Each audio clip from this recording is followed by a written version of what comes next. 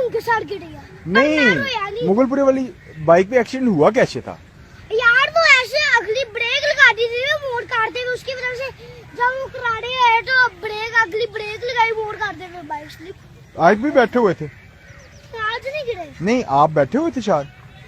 बैठा हुआ था, पर वो बाइक जो थी ना 125 है, वो बाइक है बड़ी तेज। हाँ, मिट्ठू टायर चला रहे थे उधर तेज। हाँ, अगर उन्होंने अगली ब्रेक लगाई ना, हाँ, मैं भी उनके साथ था, 125 की अगली ब्रेक लगा दी।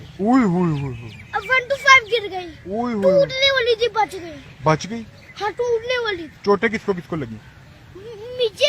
मुझे लगी थी, पर मैं रोया नहीं था। मिट्टू ताक लगी थी? लगी थी, काफी लगी थी। हाँ जी। और बाइक को कुछ नहीं हुआ। नहीं हुआ था? नहीं, तो आपने मिट्टू ताक को बताया नहीं था कि अगली ब्रेक नहीं लगाते?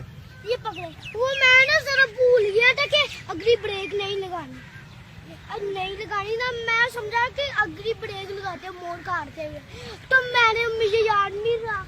उन्होंने अगर जैसे ही अगली ब्रेक लगाई ना, तो बाइक हो गई स्लिप। ओए फिर मुझे को चोट लग गई, तो मुझे भी लगी थी, पर मैं रोया नहीं था। ओए तू बड़ा मेरा डड्डू बेटा है। डड्डू बेटा कि शेर बेटा?